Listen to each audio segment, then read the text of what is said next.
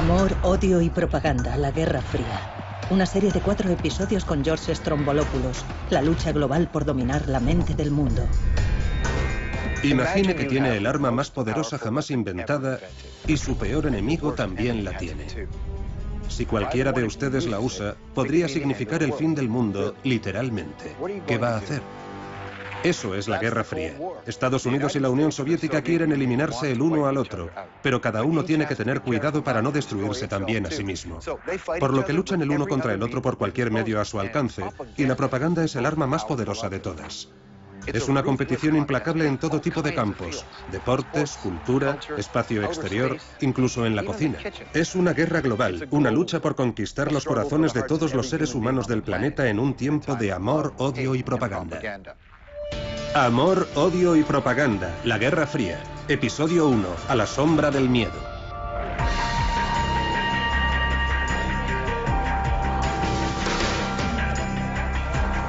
Primavera de 1945. Tras 6 largos años de guerra es hora de una pequeña celebración. Desde el este, el Ejército Rojo Soviético, y desde el oeste, los soldados norteamericanos se reúnen en el centro de Alemania, en el río Elba. Los dos aliados se regocijan por su victoria sobre Hitler.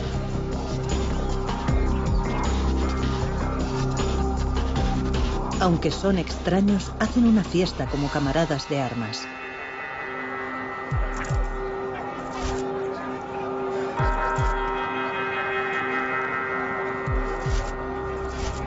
Pero no dura mucho.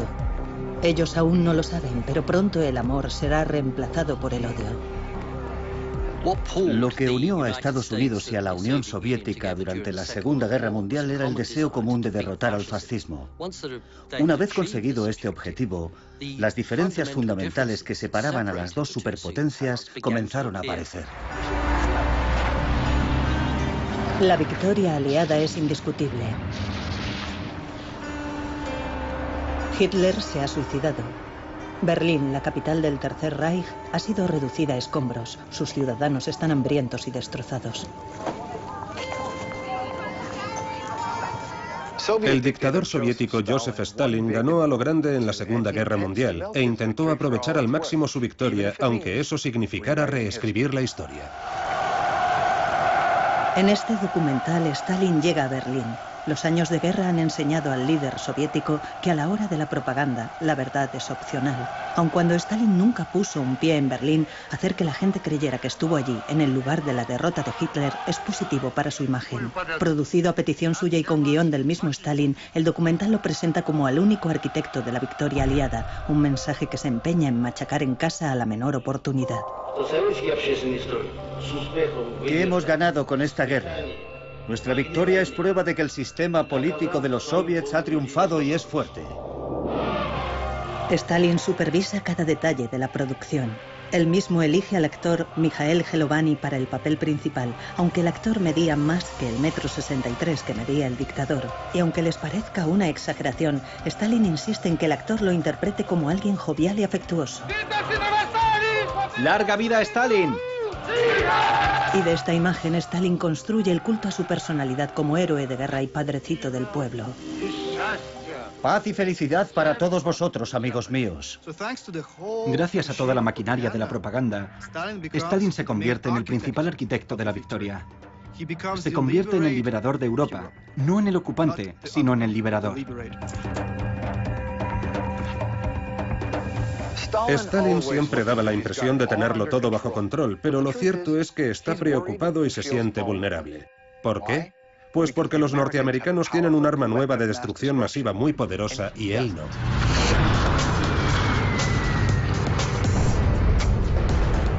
La bomba atómica es el as en la manga de Harry Truman. El nuevo presidente norteamericano tal vez parezca apocado. Quizá le falten las baladronadas y la talla política de Stalin, pero ha demostrado una cosa: es duro. Tiró la bomba en Japón no una, sino 2 veces. Una decisión que finalmente acabó con la Segunda Guerra Mundial. Truman es ahora comandante en jefe del país más poderoso del mundo y a la hora de defender la democracia, nadie lo hace mejor. Un primer estilo de vida se basa en la voluntad de la mayoría. El segundo estilo de vida se basa en la voluntad de una minoría impuesto por la fuerza sobre la mayoría. No hay ninguna duda de que a Harry Truman le faltaba carisma. Parecía ser un líder gris, más bien humilde. Pero sería su posición, en cierto momento conocida como la doctrina Truman, la que de hecho marcaría el tono del futuro de la Guerra Fría. Truman podría parecer aquel pequeño hombre de negocios que fue una vez, pero no se engañen. Este hombre lo dejó muy claro cuando afirmó: puedo enfrentarme a Stalin. El mundo ahora está dividido en dos bloques. La confrontación entre Estados Unidos y la Unión Soviética es una oposición entre dos imperios, dos ideologías, dos visiones del mundo. En un lado, el libre mercado, la democracia, la prensa libre. Y en el otro lado, economías controladas, sin libertades democráticas y regímenes autoritarios. Entre ellos dos se elevaría un verdadero telón de acero. La gran alianza que derrotó a los nazis está rota. Los soviéticos y los norteamericanos son ahora amargos enemigos. Y de ahora en adelante los dos rivales competirán por la dominación de todo el planeta. Uno de los primeros enfrentamientos de esta nueva Guerra Fría se desarrolla en la soleada Italia.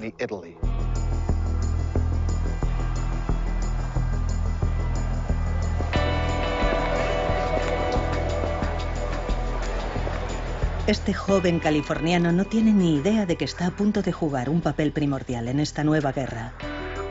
Mark Wyatt tiene 27 años. Luchó con los marines en la Segunda Guerra Mundial. Vive en Washington y espera llegar a ser diplomático. Pero un amigo le dirige hacia una nueva profesión. Me dijo: mira, es estupendo si quieres degustar canapés y llevar pantalones de rayas. Pero si quieres hacer algo duro, será mejor que entres en la CIA. En la primavera de 1948, la nueva agencia de inteligencia norteamericana, la CIA, tiene un nuevo agente secreto, Mark Wyatt. Su primer destino, Italia. Su misión, impedir que los comunistas ganen las próximas elecciones nacionales. Su experiencia, bueno, ha visitado Italia antes de la guerra, le gusta el país, además su italiano no es del todo malo.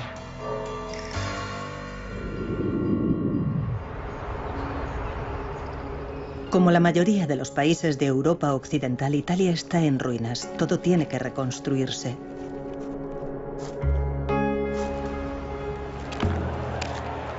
Después de años de sometimiento al régimen fascista de Mussolini, ahora el país está en peligro de caer en manos comunistas. El Partido Comunista Italiano emergió de la Segunda Guerra Mundial con una brillante reputación debida principalmente a su resistencia al fascismo. Fue el Partido Comunista Italiano el que hizo renacer la esperanza en el pueblo italiano, haciéndole continuas promesas sobre la reconstrucción del país. Si los comunistas salían elegidos en Italia, otros países con partidos comunistas como Francia podrían seguir sus pasos, por lo que Truman estaba decidido a impedir que Italia cayera en manos de Stalin.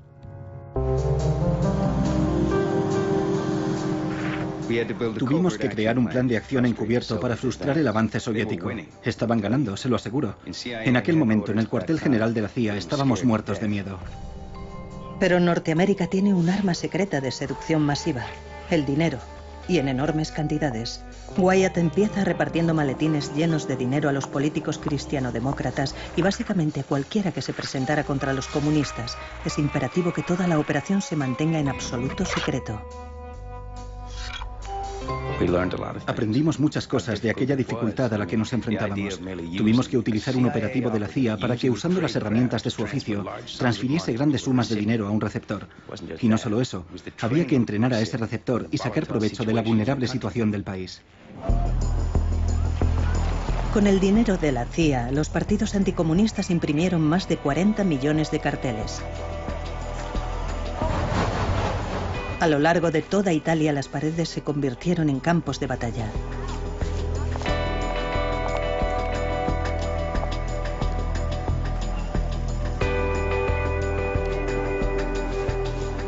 Noche y día, los mensajes de esperanza, miedo, amor, odio competían por el espacio, y aquella propaganda cubrió el país como un chabacano papel pintado urbano.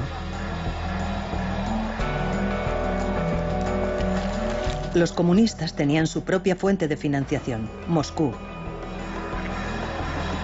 Todo esto estaba relacionado con el poder de los soviets y el de Norteamérica. Es la guerra por el poder. Incluso el Papa se involucró. Pío XII amenazó a los potenciales votantes comunistas con el arma más poderosa de la Iglesia Católica, la excomunión. Una victoria comunista era un verdadero peligro para la Iglesia, por lo que todos los sacerdotes, todas las asociaciones católicas se movilizaron en una campaña que parecía una guerra religiosa. De hecho, parecía una iglesia que iba a la guerra. La campaña se extendió más allá de las fronteras italianas. Un periódico italoamericano de Estados Unidos pide a los lectores que envíen cartas a Italia rogando a familiares y amigos que no voten a los comunistas. Os imploramos que no lancéis a nuestra bella Italia a los brazos de este cruel y déspota comunismo. Tened fe en la probada amistad de Norteamérica. No reneguéis de la ayuda que esta nación continúa enviando. No destruyáis en un día el maravilloso trabajo que ya habéis hecho dirigiendo a Italia hacia su reconstrucción. Por vuestro propio bien y por aquellos que quieren vivir en paz, eliminad la amenaza del comunismo. La Iglesia Católica se percata de la iniciativa y redobla la campaña de propaganda. Los católicos envían 1 millón de cartas a Italia.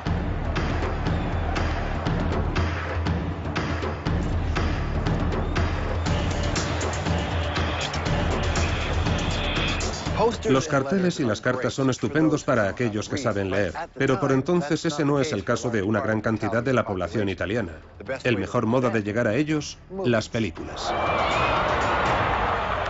El uso de cines itinerantes yendo de un pueblo a otro fue muy importante.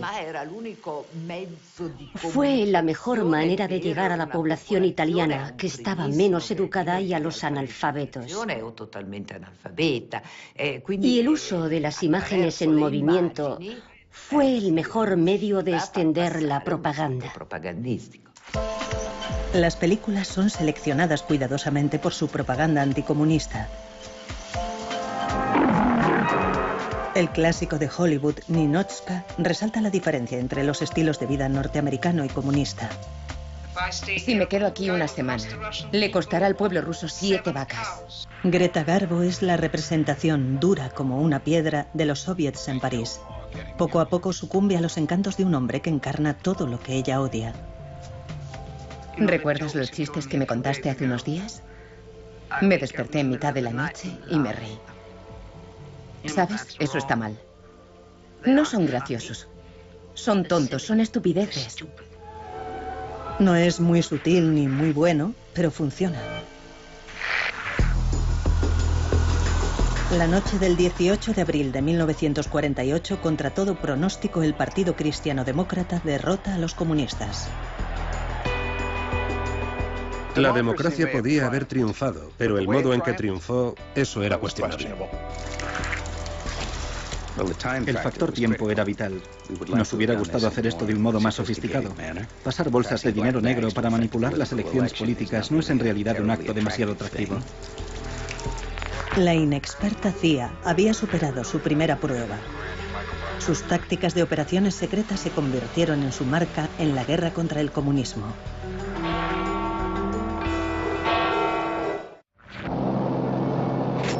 Mientras nos acercábamos a Berlín, habíamos estado entrando y saliendo de algodonosas masas de nubes blancas. De pronto, justo sobre Berlín, todo estaba despejado. Al mirar hacia abajo nos quedamos sin respiración.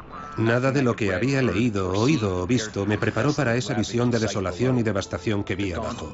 El contorno sombrío y roto de los edificios, una vez majestuosos, se extendía de un extremo de la ciudad al otro. Era una masa moteada de destrucción total. ¿Dónde podrían vivir los 2 millones de personas? Verano de 1948, Berlín, una vez la capital estrella del Tercer Reich de Hitler, es una ciudad asediada. Su población se muere de hambre.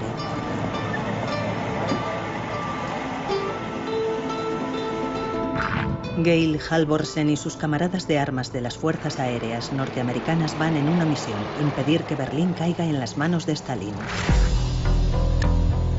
Berlín es una ciudad dividida donde los capitalistas y los comunistas están muy igualados. Está exactamente en medio de Alemania Oriental controlada por los soviets. Para Stalin, la presencia de sus antiguos aliados es insoportable, pero tiene un plan para hacer que hagan sus maletas y se vayan de la ciudad. Durante la noche del 23 de junio, los rusos apagan las luces. También bloquean todas las carreteras y líneas ferroviarias a la ciudad.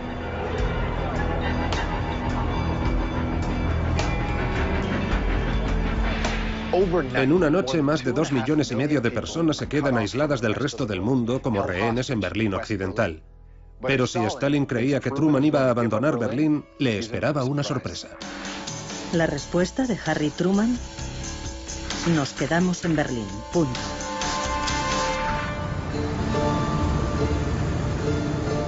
Los norteamericanos conciben un astuto plan: el puente aéreo de Berlín. Cada 60 segundos un avión aterriza en Berlín, las 24 horas del día, llueva o haga sol. Es la mayor operación aérea de asistencia jamás llevada a cabo. El control del tráfico aéreo se coreografía con una precisión de ballet.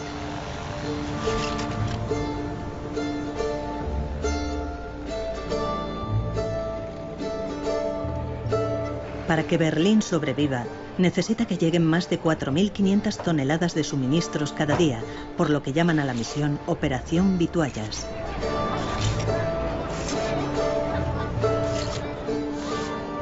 Al intentar bloquear Berlín, Stalin está probando la determinación de los aliados occidentales. Y en este sentido, Berlín se convierte en una especie de microcosmos de la Guerra Fría en general. Sin embargo, Stalin estaba corriendo un enorme riesgo, porque si el puente aéreo de Berlín triunfaba, aquello significaría un enorme golpe de propaganda para Occidente. El piloto Georg Halvorsen vuela día y noche yendo y viniendo de Berlín. Ese continuo volar, volar y volar, intercalando 6 o 7 horas de sueño, no te dejaba tiempo libre. Al ir pasando los días, comencé a preguntarme cuánto tiempo soportaría Stalin el vapuleo de la prensa mundial que estaba recibiendo por este acto inhumano contra un enemigo vencido. Cada vez que el piloto de 28 años de Salt Lake City, Utah, se bajaba del avión, se sentía conmovido por el número de niños que había alrededor de la pista. Un día, decide saludarlos. Me dirigí a la valla. Instintivamente me llevé la mano al bolsillo. Lo único que tenía eran 2 chicles. Algunos compitieron por una posición mejor para descubrir qué llevaba. En todas mis experiencias, incluyendo las navidades pasadas, nunca había presenciado tal expresión de sorpresa, alegría y puro placer como la que contemplé en los ojos y rostros de esos pequeños. Esa noche, en su habitación, Halvorsen concibe un extravagante plan. Construye unos cuantos paracaídas pequeños a los que ata con cuidado bolsas de caramelos y chocolatinas.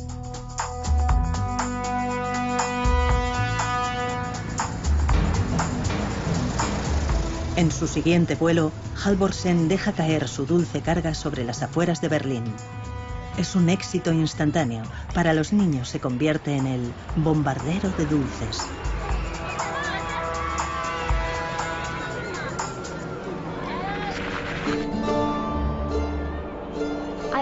Iba de camino al colegio. De pronto todo el mundo empezó a gritar y a señalar al cielo. Los paracaídas se hicieron cada vez más grandes, hasta que uno aterrizó justo enfrente de nosotros. Todos los niños corrieron a recogerlo, y lo único que me preocupaba era coger algo para mí. Al principio, Halvorsen estaba actuando por su cuenta con la ayuda de un puñado de amigos pilotos. Era su manera de llevar un poco de felicidad a los niños de Berlín. Pero cuando uno de los paracaídas de caramelos aterrizó a los pies de un periodista alemán, la noticia dio la vuelta al mundo. A Georg Halvorsen le ordenaron volver a Nueva York. Al principio cree que va a recibir una reprimenda por lanzar dulces, pero le esperaba una sorpresa. En cuanto aterriza, es asaltado por los medios, incluidas las cadenas de televisión. El bombardero de dulces es famoso al instante. De la noche a la mañana, Georg Halvorsen se convierte en la imagen del éxito del puente aéreo de Berlín. La máquina de propaganda norteamericana se pone en marcha y marca los primeros pasos en la nueva Guerra Fría. El mensaje de los norteamericanos es claro. No solo podemos mantener viva a la gente de Berlín, incluso podemos llevarles dulces. En otras palabras, el bloqueo soviético va a fracasar. El bloqueo de Berlín por parte de Stalin duró 11 meses antes de que por fin se rindiera. Truman había evaluado a su enemigo y desafió el farol de Stalin.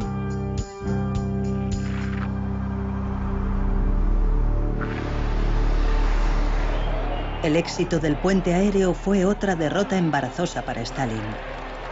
Añadida a las desastrosas elecciones italianas, al comunismo no le está yendo muy bien. Para darle un poco de brillo a su propia imagen, Stalin pasa a la ofensiva con una campaña de propaganda. Quiere hacer creer a su pueblo que están viviendo la buena vida. Una venta difícil. La Segunda Guerra Mundial ha dejado a la Unión Soviética hecha un desastre.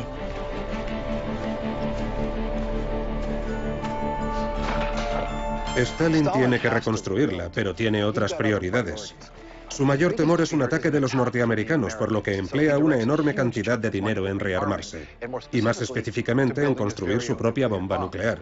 Es su pueblo el que paga el precio. Éramos pobres, siempre hambrientos y con muy poca ropa. Cuando estaba en cuarto curso, recibí un cupón para un vestido, pero no había vestidos en la tienda, así que mi madre compró una funda de almohada con el cupón y me hizo un vestido de verano. Angelina Busueva, de 10 años de edad, vive en Perm, a 1.400 kilómetros al este de Moscú. Comparte un apartamento de 11 metros cuadrados con su madre, su hermana, su hermano y su abuela, además de su tía, su tío y 2 primos.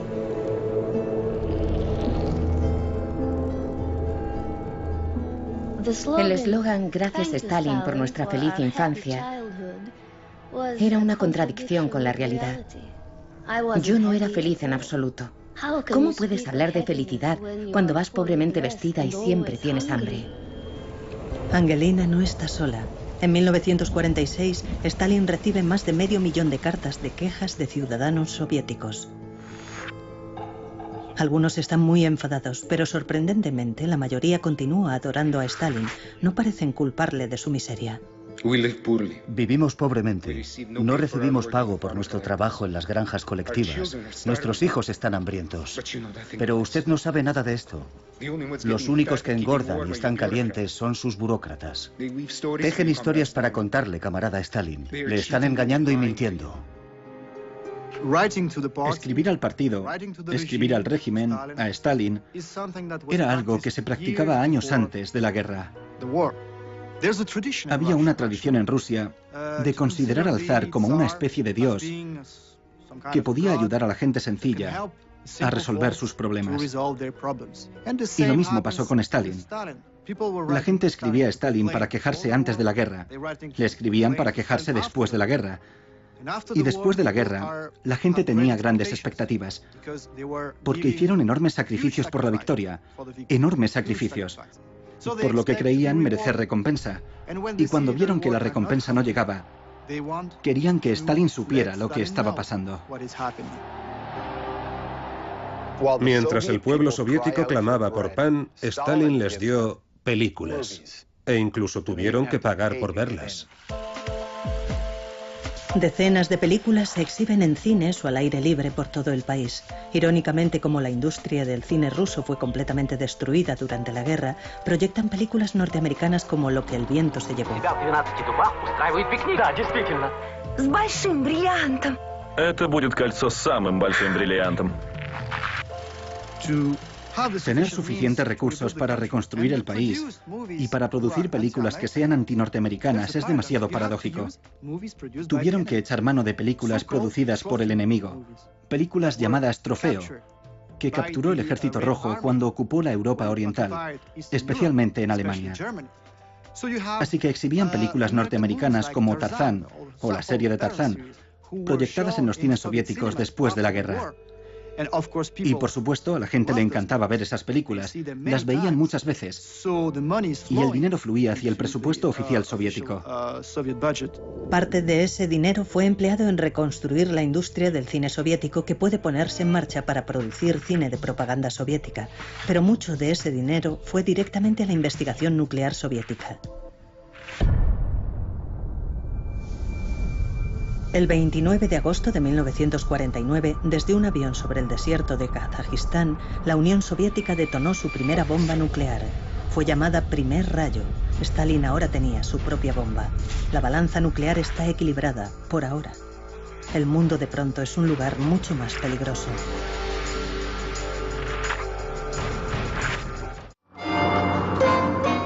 Estados Unidos está floreciendo como nunca hasta entonces. El consumismo es el rey, mientras la prosperidad del país alcanza nuevas cotas. Casas nuevas, coches nuevos, electrodomésticos nuevos. La clase media norteamericana ahora tiene los medios para comprar cualquier cosa que desee. Este es el sueño norteamericano. En 1947, el constructor de inmuebles William Levitt tiene una idea brillante. Quiere crear un nuevo estilo de vida para miles de familias norteamericanas en un entorno protegido. Construye Levittown, la primera urbanización de casas prefabricadas de Norteamérica, completándola con chalés y casas de campo. La idea es que estas zonas residenciales sean la espina dorsal de la nación. Un hombre con su propia casa y su propio jardín no puede ser comunista. Tiene demasiadas cosas que hacer. Al mismo tiempo que miles de familias establecen sus hogares en las urbanizaciones, la televisión está haciendo su debut. Los programas a menudo reflejan la vida en las urbanizaciones, los valores norteamericanos y toda la felicidad que el dinero puede comprar. La televisión se convierte en el medio ideal para difundir propaganda del estilo de vida norteamericano. Papá lo sabe todo. Te extrañamos en la cena, cariño. Siento que trabajaras hasta tan tarde. Parece que todo el mundo en Springfield tenía hoy problemas de seguros. La televisión, probablemente más que ninguna otra cosa, fue responsable de proponer y consolidar en las mentes norteamericanas el ideal de la familia nuclear. Lo que en realidad es un fenómeno excepcional. Pero la televisión también comienza a mostrar contenidos más perturbadores. Imágenes del primer conflicto armado de la Guerra Fría. Corea. Por un lado, Stalin y sus camaradas comunistas quieren tomar el control del país. Por el otro, Estados Unidos quiere detener la propagación del malvado imperio comunista.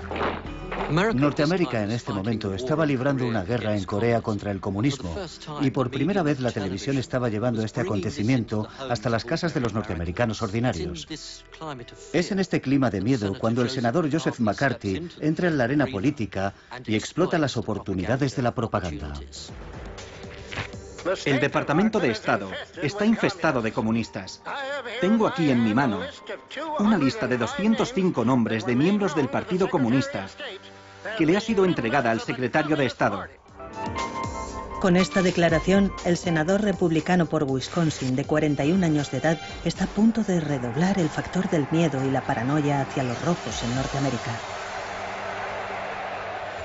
Los estadounidenses sospechan que algunos de sus compatriotas son comunistas y tienen miedo, mucho miedo. ¿Y si hay comunistas en el gobierno, en las universidades, incluso en los colegios? Es este miedo el que desencadena una caza de brujas sin cuartel.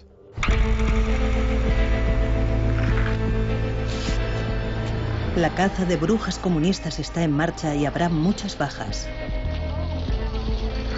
Durante el reinado del terror de McCarthy, todo el mundo es vulnerable, incluso los profesores universitarios. Un comunista en la facultad de una universidad es un comunista de más.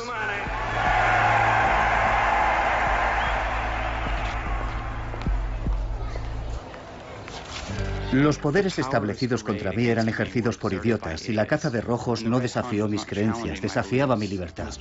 Desafiaba la libertad de todos nosotros. Chandler Davis, de 25 años de edad, era profesor de matemáticas en la Universidad de Michigan. Como muchos académicos e intelectuales norteamericanos, provenía de una familia abierta a los ideales comunistas. Incluso fue miembro del partido durante unos cuantos años. Pero esos tiempos quedan atrás cuando le convocan ante el Comité de Actividades Antinorteamericanas. Le preguntan si es o alguna vez ha sido miembro del Partido Comunista. Le piden que revele los nombres de colegas que pudieran ser comunistas. Chandler ejerce su derecho constitucional y se niega a responder. Le encuentran culpable de desacato y le sentencian a 6 meses de prisión. Él apela, pero el daño ya está hecho. Dejé de ir a mi despacho. No veía tanto a mis amigos. Y como la gente pensaba que el caso estaba perdido y no tenía esperanza, me apartaron de mi trabajo y de mis amigos. Me sentí abandonado. Me sentí completamente solo. Él no es el único que pagó ese precio. Su mujer, Natalie, estaba estudiando historia francesa y preparando un viaje a Francia hasta que le retiraron el pasaporte. Estaba totalmente abatida. Estaba destrozada. Además, estaba embarazada en aquel momento. Mi reacción inmediata fue de conmoción. Había imaginado un proyecto verdaderamente emocionante en Francia y no podía hacerlo. Estaba furiosa. Sentí que era injusto. Chandler Davis entra en la lista negra y le echan del trabajo. No eran los gulags de Stalin o un campo de concentración nazi. Pero cuando entró en la lista negra y no pudo encontrar trabajo, me dije, Dios mío, ¿cuándo acabará todo esto? Chandler Davis terminó en la cárcel no porque fuera o hubiera sido alguna vez comunista. No, porque sencillamente se negó a responder a las preguntas de un comité de políticos ambiciosos e interesados. Para cuando el senador McCarthy se enfrenta a las Fuerzas Armadas estadounidenses, está claro que ha ido demasiado lejos. Su comportamiento es cruel, insolente, y gracias a la televisión está siendo retransmitido a todos los cuartos de estar de Norteamérica. La gente ha visto suficiente. Es irónico que el medio que le catapultó sea el que le destroce. Hasta este momento, senador, creo que nunca había calibrado su crueldad o su osadía. Después de 10 años, la histeria provocada por el macartismo se quedó sin fuerza, pero dejó una mancha permanente en la democracia norteamericana.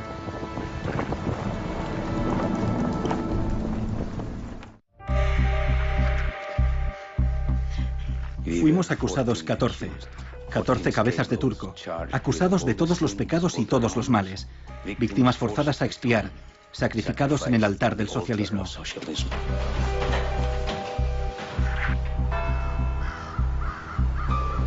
Enero de 1951, Praga.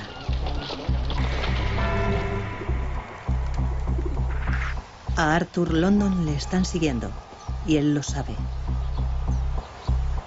Mientras sus hijos juegan en el jardín, London sale de la casa familiar con un fuerte presentimiento. Me fui con pesar. La última imagen de mi mujer y mis hijos siempre estará conmigo. El 28 de enero, los peores temores de London se hicieron realidad. No es un arresto, es un secuestro a plena luz del día en un vecindario residencial. 6 hombres armados salieron de 2 coches, me sacaron de mi asiento, me esposaron y me metieron en el primer coche que luego arrancó.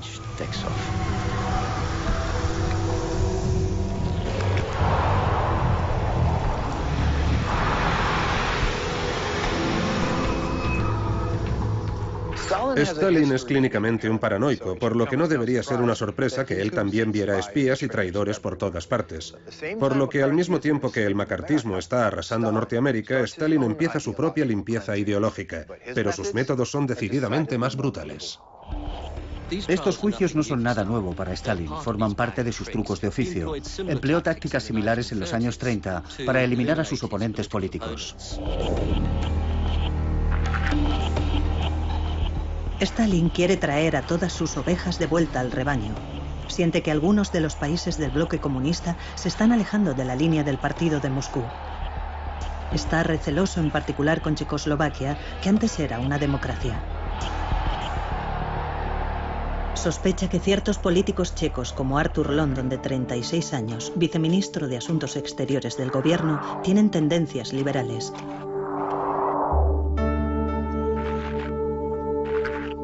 London no está solo. Es uno de los 14 oficiales checos de alto rango que son arrestados y acusados de traición. Lo más extraño es que él y su mujer, Liz Rickle, han sido comunistas acérrimos desde el primer día. Nací en una familia obrera y desde la infancia había visto a mis padres sacrificarlo todo por nosotros. Mi padre decía que había que luchar para cambiar el mundo. Teníamos una confianza absoluta en el Partido Comunista.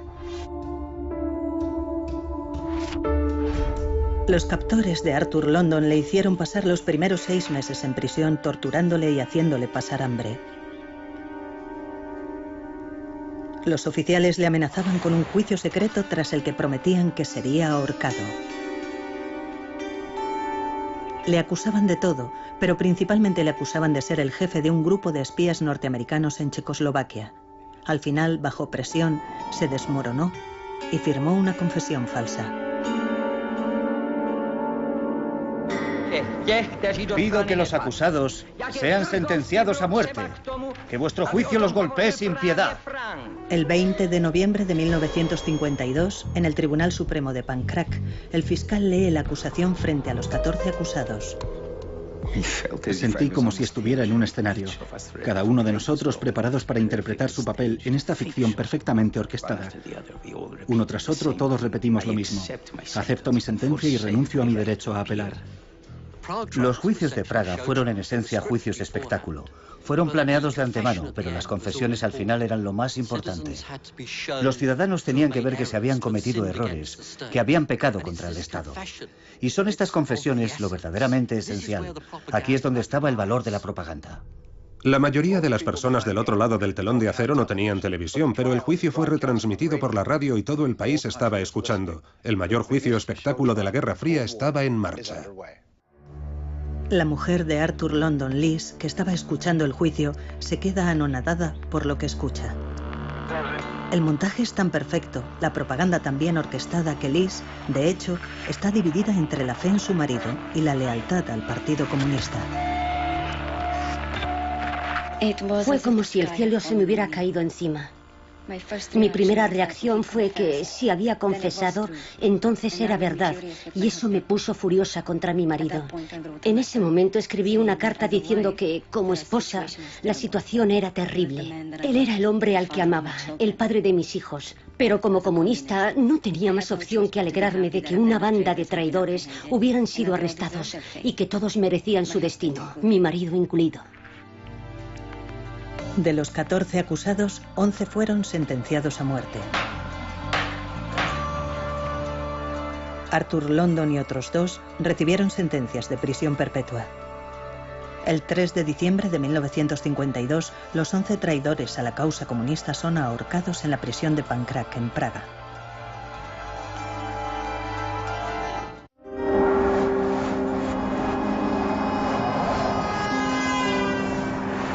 El 5 de marzo de 1953, Moscú.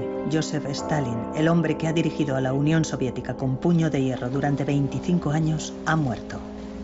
Stalin podía haber muerto, pero los oficiales soviéticos querían seguir manteniendo la imagen de que era un amoroso padre para su pueblo. Pero ahora que ya no podía hacerles más daño, algunos de sus ciudadanos comienzan a ver a Stalin como el hombre que realmente era. Su muerte se anuncia por la radio. Incluso aquellos que sufrieron bajo su tiranía, como la familia de Angelina Busueva, lo ven como una tragedia. Estaban todos llorando. Mi madre, mi hermana, mi abuela. Yo no lloraba. Mi abuela dijo que ojalá hubiera muerto ella en su lugar. Pero había sufrido mucho por su culpa. Su hija había sido arrestada, sus nietos metidos en un orfanato, su yerno ejecutado y su marido perseguido a causa de su religión. Para los comunistas de todo el mundo, incluidos los italianos, la muerte de Stalin fue vista como una tragedia. Pero vista desde el mundo libre, para los Estados Unidos, la muerte de Stalin era el renacer de la esperanza, quizá la esperanza de que la tiranía acabara.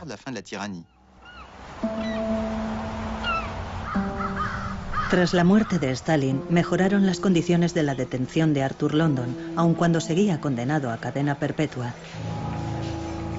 Su mujer Liz le visita regularmente y cada vez que va le lleva tabaco y papel para cigarrillos.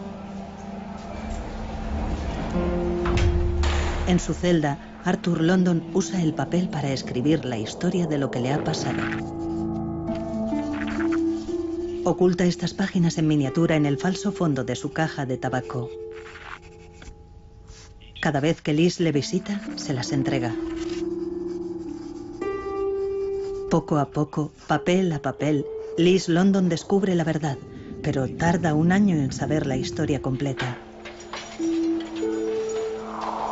Presiona a las autoridades para que liberen y rehabiliten a su marido. En febrero de 1956 se presenta en la prisión. Me llevaron a un despacho de la prisión y tras unos minutos se abrió la puerta. Arthur me vio y yo grité: "Eres libre, eres libre".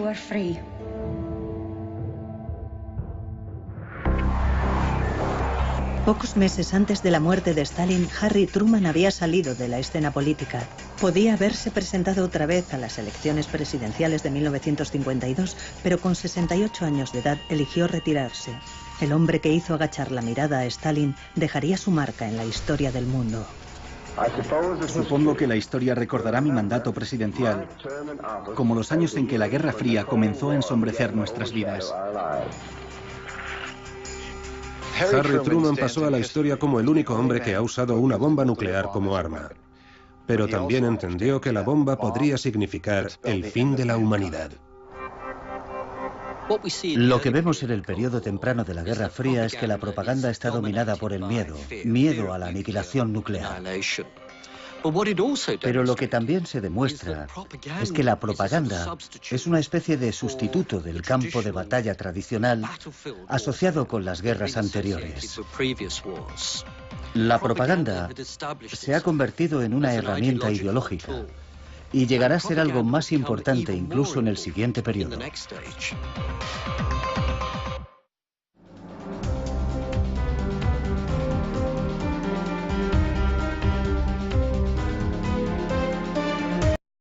Al comunismo no le está yendo muy bien.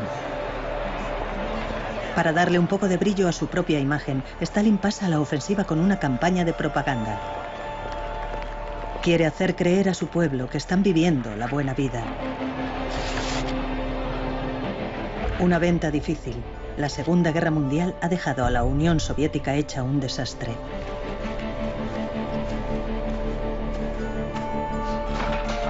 Stalin tiene que reconstruirla, pero tiene otras prioridades. Su mayor temor es un ataque de los norteamericanos, por lo que emplea una enorme cantidad de dinero en rearmarse, y más específicamente en construir su propia bomba nuclear. Es su pueblo el que paga el precio. Éramos pobres, siempre hambrientos y con muy poca ropa. Cuando estaba en cuarto curso, recibí un cupón para un vestido, pero no había vestidos en la tienda, así que mi madre compró una funda de almohada con el cupón y me hizo un vestido de verano. Angelina Busueva, de 10 años de edad, vive en Perm, a 1.400 kilómetros al este de Moscú. Comparte un apartamento de 11 metros cuadrados con su madre, su hermana, su hermano y su abuela, además de su tía, su tío y 2 primos.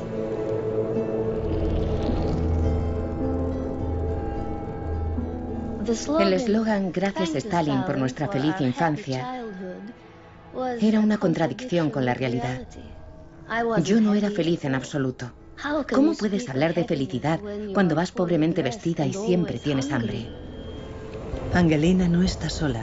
En 1946, Stalin recibe más de 500.000 de cartas de quejas de ciudadanos soviéticos. Algunos están muy enfadados, pero sorprendentemente la mayoría continúa adorando a Stalin. No parecen culparle de su miseria. Vivimos pobremente. No recibimos pago por nuestro trabajo en las granjas colectivas. Nuestros hijos están hambrientos. Pero usted no sabe nada de esto. Los únicos que engordan y están calientes son sus burócratas.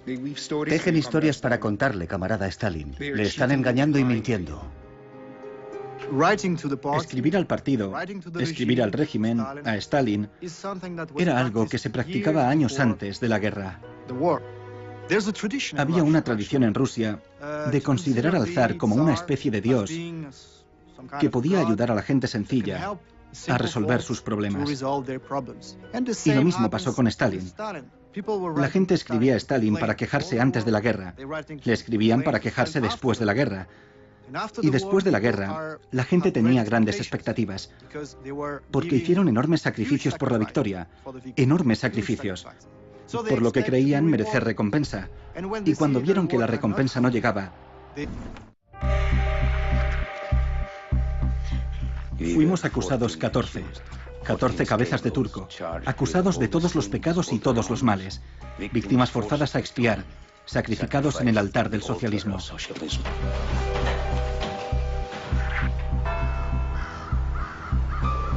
Enero de 1951, Praga.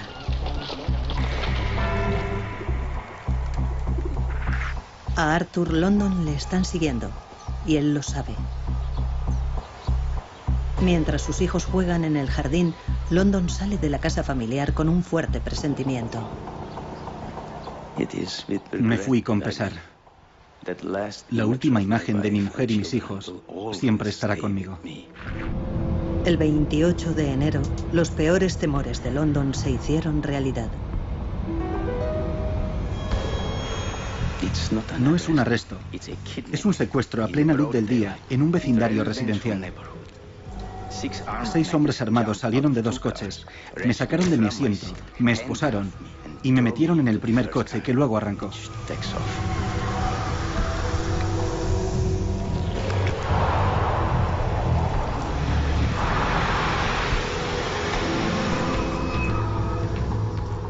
Stalin es clínicamente un paranoico, por lo que no debería ser una sorpresa que él también viera espías y traidores por todas partes. Por lo que al mismo tiempo que el macartismo está arrasando Norteamérica, Stalin empieza su propia limpieza ideológica, pero sus métodos son decididamente más brutales. Estos juicios no son nada nuevo para Stalin, forman parte de sus trucos de oficio. Empleó tácticas similares en los años 30 para eliminar a sus oponentes políticos. Stalin quiere traer a todas sus ovejas de vuelta al rebaño. Siente que algunos de los países del bloque comunista se están alejando de la línea del partido de Moscú. Está receloso en particular con Checoslovaquia, que antes era una democracia. Sospecha que ciertos políticos checos como Arthur London, de 36 años, viceministro de Asuntos Exteriores del gobierno, tienen tendencias liberales.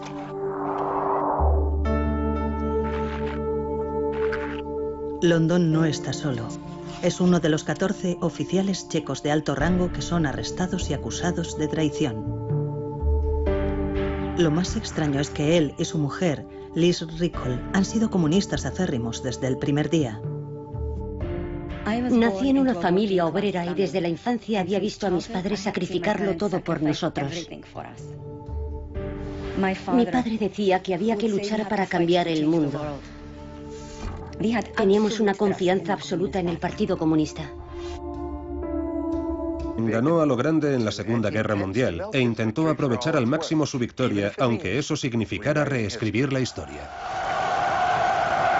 En este documental, Stalin llega a Berlín. Los años de guerra han enseñado al líder soviético que a la hora de la propaganda, la verdad es opcional. Aun cuando Stalin nunca puso un pie en Berlín, hacer que la gente creyera que estuvo allí, en el lugar de la derrota de Hitler, es positivo para su imagen. Producido a petición suya y con guión del mismo Stalin, el documental lo presenta como al único arquitecto de la victoria aliada, un mensaje que se empeña en machacar en casa a la menor oportunidad. ¿Qué hemos ganado con esta guerra? Nuestra victoria es prueba de que el sistema político de los soviets ha triunfado y es fuerte. Stalin supervisa cada detalle de la producción. Él mismo elige al actor Mikhail Gelovani para el papel principal, aunque el actor medía más que el 1,63 m que medía el dictador. Y aunque les parezca una exageración, Stalin insiste en que el actor lo interprete como alguien jovial y afectuoso. ¡Larga vida a Stalin! Y de esta imagen, Stalin construye el culto a su personalidad como héroe de guerra y padrecito del pueblo. Paz y felicidad para todos vosotros, amigos míos. Gracias a toda la maquinaria de la propaganda, Stalin se convierte en el principal arquitecto de la victoria. Se convierte en el liberador de Europa, no en el ocupante, sino en el liberador. Stalin siempre daba la impresión de tenerlo todo bajo control, pero lo cierto es que está preocupado y se siente vulnerable. ¿Por qué? Pues porque los norteamericanos tienen un arma nueva de destrucción masiva muy poderosa y él no.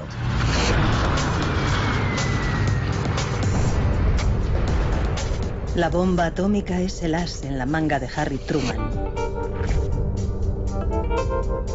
El nuevo presidente norteamericano tal vez parezca apocado. Quizá le falten las baladronadas y la talla política de Stalin, pero ha demostrado una cosa: es duro. Tiró la bomba en Japón no una, sino 2 veces. Una decisión que finalmente acabó con la Segunda Guerra Mundial. Truman es ahora comandante en jefe del país más poderoso del mundo y a la hora de defender la democracia nadie lo hace mejor. Un primer estilo de vida se basa en la voluntad de la mayoría. El segundo estilo de vida se basa en la voluntad de una minoría impuesto por la fuerza sobre la mayoría. No hay ninguna duda de que a Harry Truman le faltaba carisma. Parecía ser un líder gris, más bien humilde. Pero sería su posición, en cierto momento conocida como la doctrina Truman, la que de hecho marcaría el tono del futuro de la Guerra Fría. Truman podría parecer aquel pequeño hombre de negocios que fue una vez, pero no se engañen. Este hombre lo dejó muy claro cuando afirmó: fueron planeados de antemano, pero las confesiones al final eran lo más importante. Los ciudadanos tenían que ver que se habían cometido errores, que habían pecado contra el Estado. Y son estas confesiones lo verdaderamente esencial. Aquí es donde estaba el valor de la propaganda. La mayoría de las personas del otro lado del telón de acero no tenían televisión, pero el juicio fue retransmitido por la radio y todo el país estaba escuchando. El mayor juicio espectáculo de la Guerra Fría estaba en marcha. La mujer de Arthur London, Liz, que estaba escuchando el juicio, se queda anonadada por lo que escucha. El montaje es tan perfecto, la propaganda tan bien orquestada que Liz, de hecho, está dividida entre la fe en su marido y la lealtad al Partido Comunista. Fue como si el cielo se me hubiera caído encima. Mi primera reacción fue que si había confesado, entonces era verdad, y eso me puso furiosa contra mi marido. En ese momento escribí una carta diciendo que, como esposa, la situación era terrible. Él era el hombre al que amaba, el padre de mis hijos, pero como comunista no tenía más opción que alegrarme de que una banda de traidores hubieran sido arrestados y que todos merecían su destino, mi marido incluido.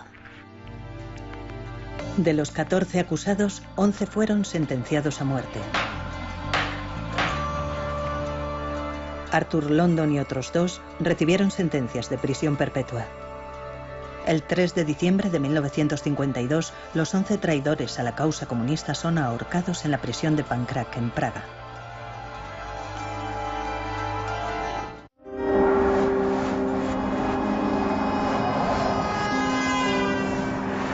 El 5 de marzo de 1953, Moscú. Joseph Stalin, el hombre que ha dirigido a la Unión Soviética con puño de hierro durante 25 años, ha muerto. Stalin podía haber muerto, pero los oficiales soviéticos querían seguir manteniendo la imagen de que era un amoroso padre para su pueblo. Pero ahora que ya no podía hacerles más daño, algunos de sus ciudadanos comienzan a ver a Stalin como el hombre que realmente era. Su muerte se anuncia por la radio.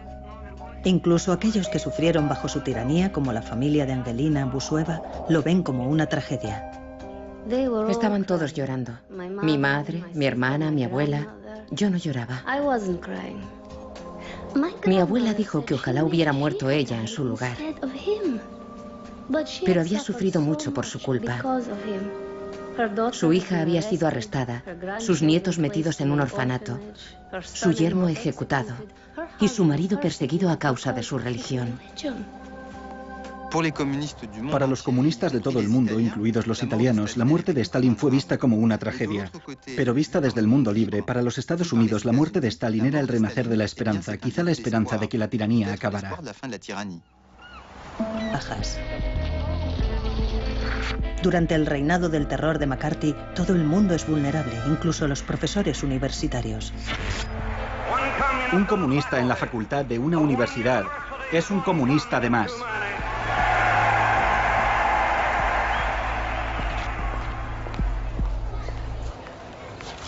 Los poderes establecidos contra mí eran ejercidos por idiotas y la caza de rojos no desafió mis creencias, desafiaba mi libertad. Desafiaba la libertad de todos nosotros. Chandler Davis, de 25 años de edad, era profesor de matemáticas en la Universidad de Michigan. Como muchos académicos e intelectuales norteamericanos, provenía de una familia abierta a los ideales comunistas. Incluso fue miembro del partido durante unos cuantos años. Pero esos tiempos quedan atrás cuando le convocan ante el Comité de Actividades Antinorteamericanas. Le preguntan si es o alguna vez ha sido miembro del Partido Comunista. Le piden que revele los nombres de colegas que pudieran ser comunistas. Chandler ejerce su derecho constitucional y se niega a responder. Le encuentran culpable de desacato y le sentencian a 6 meses de prisión. Él apela, pero el daño ya está hecho. Dejé de ir a mi despacho. No veía tanto a mis amigos. Y como la gente pensaba que el caso estaba perdido y no tenía esperanza, me apartaron de mi trabajo y de mis amigos. Me sentí abandonado. Me sentí completamente solo. Él no es el único que pagó ese precio. Su mujer, Natalie, estaba estudiando historia francesa y preparando un viaje a Francia hasta que le retiraron el pasaporte. Estaba totalmente abatida. Estaba destrozada. Además, estaba embarazada en aquel momento. Mi reacción inmediata fue de conmoción. Había imaginado un proyecto verdaderamente emocionante en Francia y no podía hacerlo. Estaba furiosa. Sentí que era injusto. Chandler Davis entra en la lista negra y le echan del trabajo. No eran los gulags de Stalin o un campo de concentración nazi. Pero cuando entró en la lista negra y no pudo encontrar trabajo, me dije, Dios mío, ¿cuándo acabará todo esto? Chandler Davis terminó en la cárcel no porque fuera o hubiera sido alguna vez comunista. No, porque sencillamente se negó a responder a las preguntas de un comité de políticos ambiciosos e interesados. Para cuando el senador McCarthy se enfrenta a las Fuerzas Armadas estadounidenses, está claro que ha ido demasiado lejos. Su comportamiento es cruel, insolente, y gracias a la televisión está siendo retransmitido a todos los cuartos de estar de Norteamérica. La gente ha visto suficiente. Es irónico que el medio que le catapultó sea el que le destroce.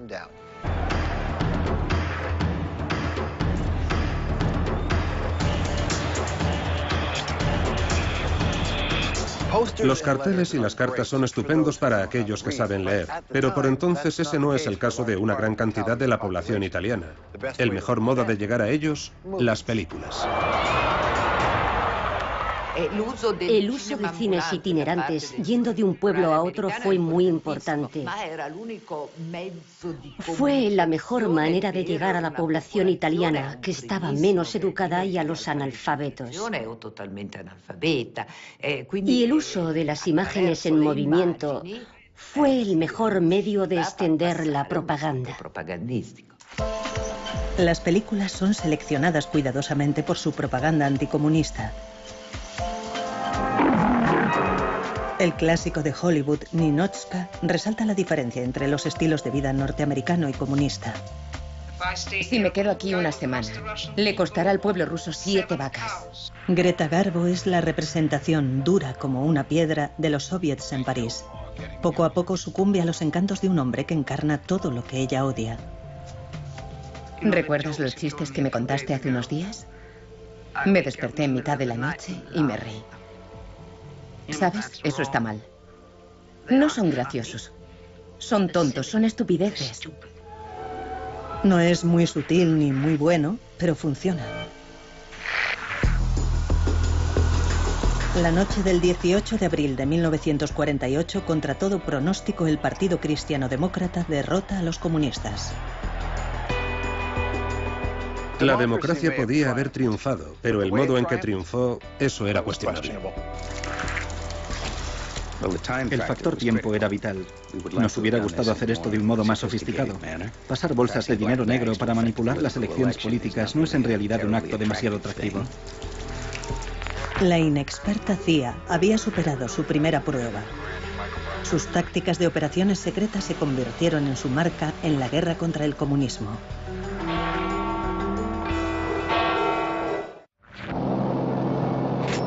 Mientras nos acercábamos a Berlín, habíamos estado entrando y saliendo de algodonosas masas de nubes blancas. De pronto, justo sobre Berlín, todo estaba despejado. Al mirar hacia abajo nos quedamos sin respiración. Nada de lo que había leído, oído o visto me preparó para esa visión de desolación y devastación que vi abajo. El contorno sombrío y roto de los edificios, una vez majestuosos, se extendía de un extremo de la ciudad al otro. Era una masa moteada de destrucción total. ¿Dónde podrían vivir los 2 millones de personas? Verano de 1948, Berlín, una vez la capital estrella del Tercer Reich de Hitler, es una ciudad asediada y preparando un viaje a Francia hasta que le retiraron el pasaporte. Estaba totalmente abatida. Estaba destrozada. Además, estaba embarazada en aquel momento. Mi reacción inmediata fue de conmoción. Había imaginado un proyecto verdaderamente emocionante en Francia y no podía hacerlo. Estaba furiosa. Sentí que era injusto. Chandler Davis entra en la lista negra y le echan del trabajo. No eran los gulags de Stalin o un campo de concentración nazi. Pero cuando entró en la lista negra y no pudo encontrar trabajo, me dije, Dios mío, ¿cuándo acabará todo esto? Chandler Davis terminó en la cárcel no porque fuera o hubiera sido alguna vez comunista. No, porque sencillamente se negó a responder a las preguntas de un comité de políticos ambiciosos e interesados. Para cuando el senador McCarthy se enfrenta a las Fuerzas Armadas estadounidenses, está claro que ha ido demasiado lejos. Su comportamiento es cruel, insolente, y gracias a la televisión está siendo retransmitido a todos los cuartos de estar de Norteamérica. La gente ha visto suficiente. Es irónico que el medio que le catapultó sea el que le destroce. Hasta este momento, senador, creo que nunca había calibrado su crueldad o su osadía. Después de 10 años, la histeria provocada por el macartismo se quedó sin fuerza, pero dejó una mancha permanente en la democracia norteamericana.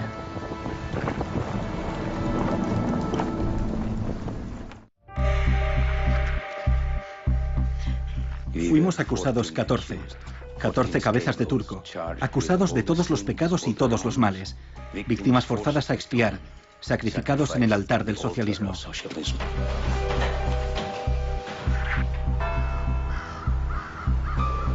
Enero de 1951, Praga.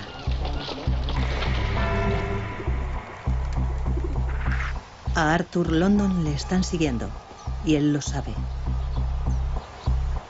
Mientras sus hijos juegan en el jardín, London sale de la casa familiar con un fuerte presentimiento. Me fui con pesar. La última imagen de mi mujer y mis hijos siempre estará conmigo. El 28 de enero, los peores temores de London se hicieron realidad. No es un arresto, es un secuestro a plena luz del día en un vecindario residencial.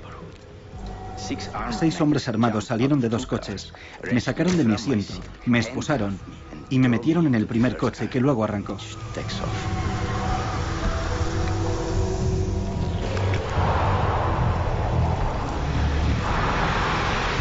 Pero había sufrido mucho por su culpa.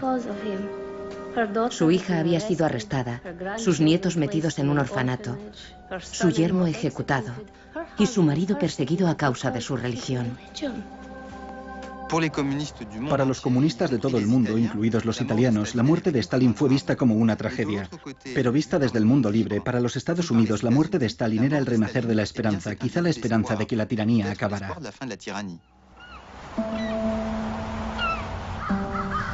Tras la muerte de Stalin, mejoraron las condiciones de la detención de Arthur London, aun cuando seguía condenado a cadena perpetua.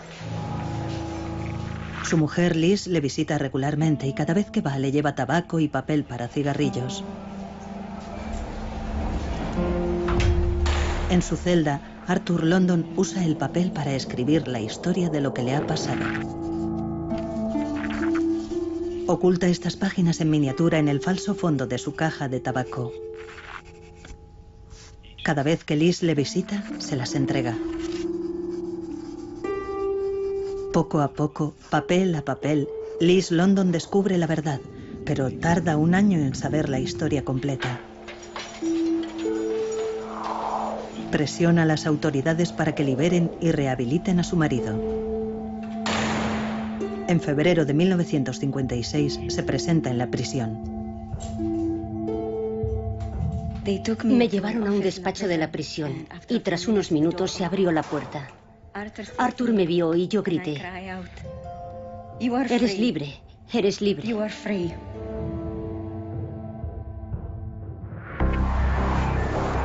Pocos meses antes de la muerte de Stalin, Harry Truman había salido de la escena política. Podía haberse presentado otra vez a las elecciones presidenciales de 1952, pero con 68 años de edad eligió retirarse. El hombre que hizo agachar la mirada a Stalin dejaría su marca en la historia del mundo. Supongo que la historia recordará mi mandato presidencial como los años en que la Guerra Fría comenzó a ensombrecer nuestras vidas. Harry Truman pasó a la historia como el único hombre que ha usado una bomba nuclear como arma. Pero también entendió que la bomba podría significar el fin de la humanidad. Lo que vemos en el periodo temprano de la Guerra Fría es que la propaganda está dominada por el miedo a la aniquilación nuclear. Pero lo que también se demuestra es que la propaganda es una especie de sustituto del campo de batalla tradicional asociado con las guerras anteriores. La propaganda se ha convertido en una herramienta ideológica y llegará a ser algo más importante incluso en el siguiente periodo. Para la libertad de todos nosotros. Chandler Davis, de 25 años de edad, era profesor de matemáticas en la Universidad de Michigan. Como muchos académicos e intelectuales norteamericanos, provenía de una familia abierta a los ideales comunistas. Incluso fue miembro del partido durante unos cuantos años. Pero esos tiempos quedan atrás cuando le convocan ante el Comité de Actividades Antinorteamericanas. Le preguntan si es o alguna vez ha sido miembro del Partido Comunista. Le piden que revele los nombres de colegas que pudieran ser comunistas. Chandler ejerce su derecho constitucional y se niega a responder. Le encuentran culpable de desacato y le sentencian a 6 meses de prisión. Él apela, pero el daño ya está hecho. Dejé de ir a mi despacho. No veía tanto a mis amigos. Y como la gente pensaba que el caso estaba perdido y no tenía esperanza, me apartaron de mi trabajo y de mis amigos. Me sentí abandonado. Me sentí completamente solo. Él no es el único que pagó ese precio. Su mujer, Natalie, estaba estudiando historia francesa y preparando un viaje a Francia hasta que le retiraron el pasaporte. Estaba totalmente abatida. Estaba destrozada. Además, estaba embarazada en aquel momento. Mi reacción inmediata fue de conmoción. Había imaginado un proyecto verdaderamente emocionante en Francia y no podía hacerlo. Estaba furiosa. Sentí que era injusto. Chandler Davis entra en la lista negra y le echan del trabajo. No eran los gulags de Stalin o un campo de concentración nazi. Pero cuando entró en la lista negra y no pudo encontrar trabajo, me dije, Dios mío, ¿cuándo acabará todo esto? Chandler Davis terminó en la cárcel no porque fuera o hubiera sido alguna vez comunista. No, porque sencillamente se negó a responder a las preguntas de un comité de políticos ambiciosos e interesados. Para cuando el senador McCarthy se enfrenta a las Fuerzas Armadas estadounidenses, está claro que ha ido demasiado lejos. Su comportamiento es cruel, insolente, y gracias a la televisión está siendo retransmitido a todos los cuartos de estar de Norteamérica. La gente ha visto suficiente. Es irónico que el medio que le catapultó sea el que le destroce. Hasta este momento, senador, creo que nunca había calibrado su crueldad o su osadía. Después de 10 años, la histeria provocada por el macartismo se quedó sin fuerza, pero dejó una mancha permanente en la democracia norteamericana.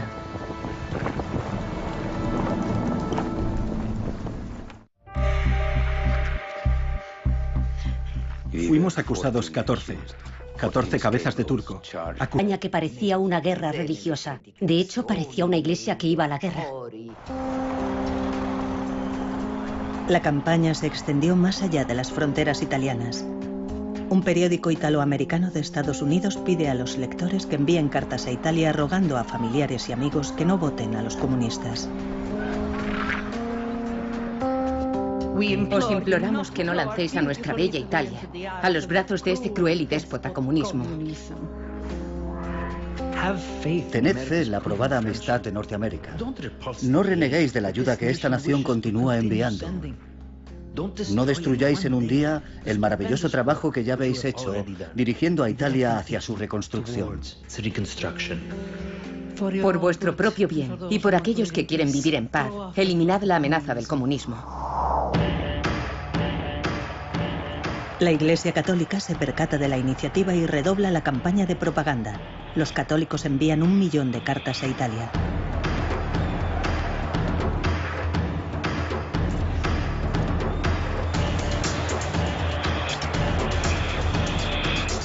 Los carteles y las cartas son estupendos para aquellos que saben leer, pero por entonces ese no es el caso de una gran cantidad de la población italiana. El mejor modo de llegar a ellos, las películas.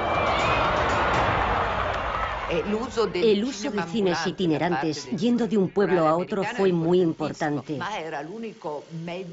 Fue la mejor manera de llegar a la población italiana, que estaba menos educada, y a los analfabetos.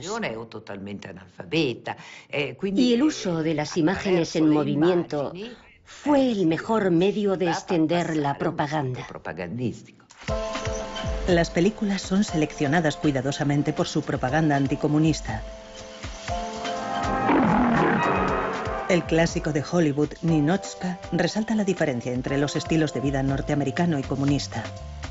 Si me quedo aquí una semana, le costará al pueblo ruso 7 vacas. Greta Garbo es la representación dura como una piedra de los soviets en París.